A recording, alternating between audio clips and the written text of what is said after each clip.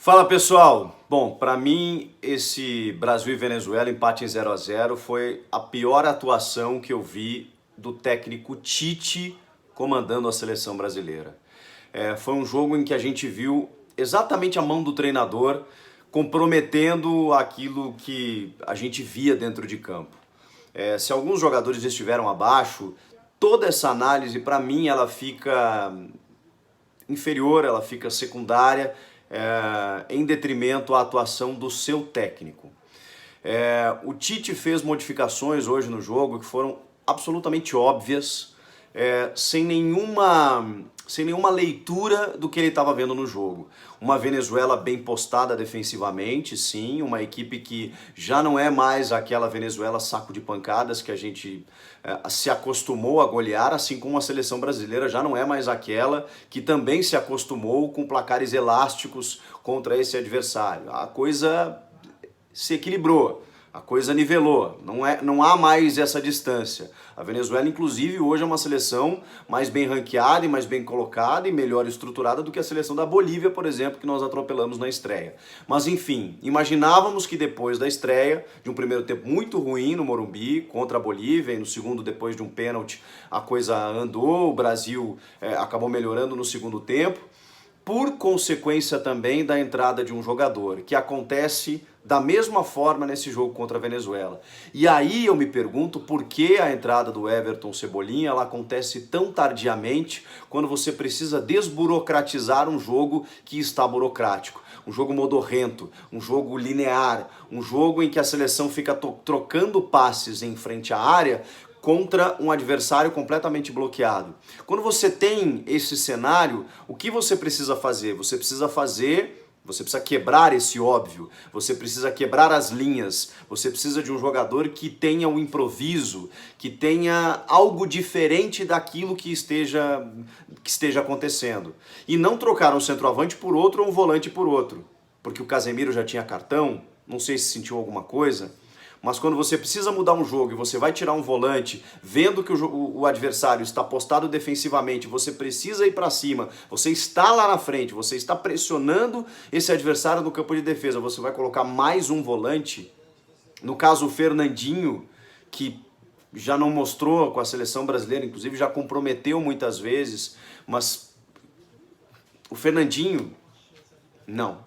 Não, ali é a hora que eu exijo do técnico. E eu sou fã do Tite, ele tem uma carreira brilhante, tem lá suas escolhas que eu respeito, mas naquele momento o que eu exijo de um técnico da seleção brasileira, ou de qualquer treinador, é que ele seja ousado.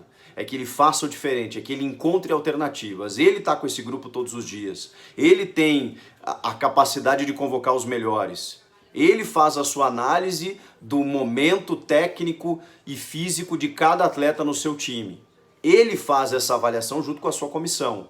Então ele tem as melhores condições para tomar essas decisões. E é ele quem está lá para decidir. Então ele tem que ser cobrado sim por ter uma escolha absolutamente óbvia dentro de um jogo em que a gente poderia ter vencido. E aí quando ele coloca o Everton, o que acontece? Aos olhos de todos, no estádio, na torcida, de quem estava vendo o jogo, é de que o Brasil melhora, claro, porque você tem um jogador vertical, um jogador que vai para a linha de fundo, que cria chances de gol, que cria situações de gol.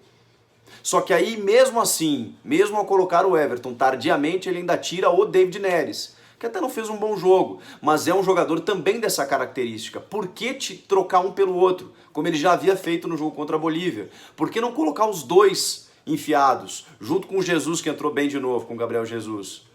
Por que deixar o Firmino no jogo, que também não estava lá muito bem?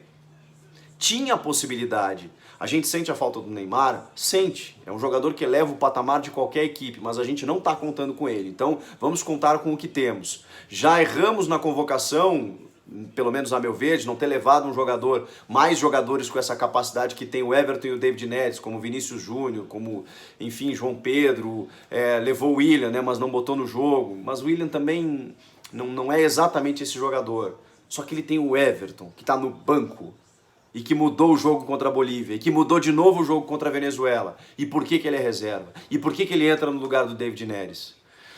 Senhores, foi um jogo que revoltou a mim, a várias pessoas que acompanharam a partida, porque O resultado até que poderia ter vindo com as questões do VAR, que tem um ou outro lance que é interpretativo e tudo mais, mas apenas mascararia o que nós vimos, e especialmente com as decisões do treinador. A gente pode questionar a atuação de um ou outro jogador que esteve abaixo, mas para mim a influência total desse empate sem gols, que tem um sabor amargo de derrota, está na capacidade do seu técnico, que hoje o Tite teve uma noite muito ruim, péssima. Foi a pior atuação que eu vi do Tite como técnico da sua seleção.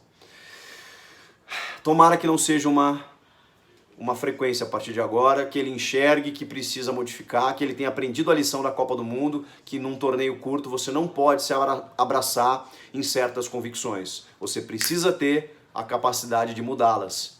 A Copa América é curta, não tem a representatividade de uma Copa do Mundo, mas se nós continuarmos assim, certamente ele sofrerá uma pressão enorme. Valeu.